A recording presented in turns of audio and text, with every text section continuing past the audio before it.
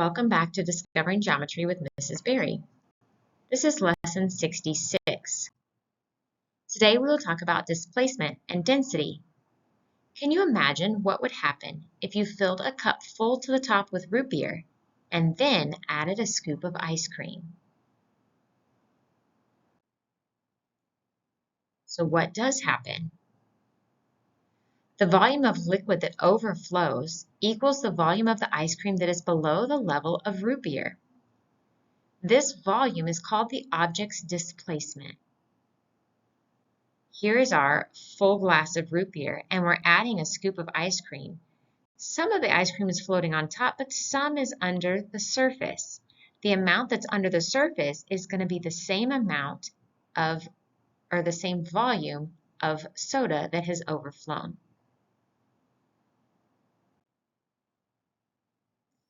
Let's look at this example. Barry has a rectangular prism with a base of 10 centimeters by 15 centimeters, and it has some water in it. He drops a rock in, and the water level rises by 2 centimeters.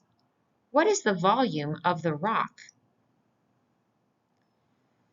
So if we know the base of the prism and we know the height, or the change of height, then we can use that to calculate the volume that the rock took up. So the rock displaced 2 centimeters of water. The displacement of water is the same as the volume of the rock. So again, the volume is going to be that base and the height of displacement. The base is 10 centimeters by 15 centimeters, and that displacement level was 2 centimeters. 10 times 15 is 150, times 2 is 300. 3 centimeters multiplied together is centimeters cubed, and that's a volume measurement. So the rock is 300 cubic centimeters in volume. Much easier to figure out its volume by dropping it into water and measuring the displacement than by trying to calculate the volume of the rock based on its measurements. How exactly would you find that? It wouldn't be very exact if you were using maybe the volume of a sphere to estimate, but the rock is not exactly round. So displacing the water is one of the best ways to find its volume.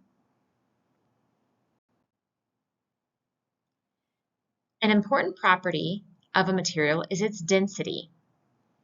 Density is the mass of matter in a given volume. Mass is a bit like weight. Mass is exactly the measure of amount of matter in an object. Weight is dependent on the gravity pulling down, but you can think of them similarly. You would find the mass by weighing the object, and then you can find the volume and calculate the density.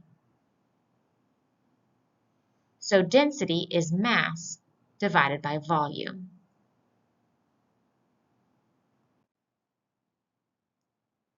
A clump of metal with a mass of 351.4 grams is dropped into a cylindrical container, causing the water level to rise 1.1 centimeters. The radius of the base of the container is 3 centimeters. What is the density of the metal? So we're going to start, it's a cylinder that you have dropped this metal into. We know that the radius of the base is 3.0 centimeters, and that the amount or the height that was offset with the displacement was 1.1 centimeters. So the volume is going to be the area of the base times that height. The area of the base is pi r squared. And that height is 1.1 centimeters.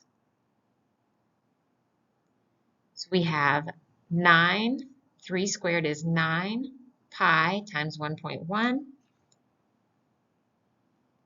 So that is all 31.1.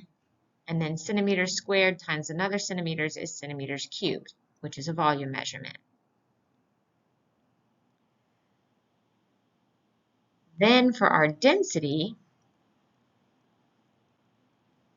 density is mass over volume.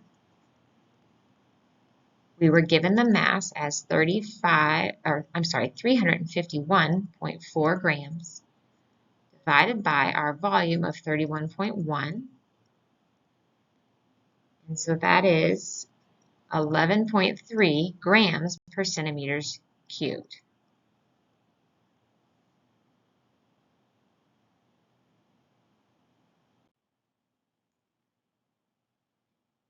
Given the table and assuming the clump is pure, what metal is it? So we found the density as 11.3 grams per centimeters cubed. Now we're going to look in this table and try to figure out what metal we have. Well, this came out exactly. 11.3 grams per centimeters cubed is lead. So what metal do we have? We have a clump of lead.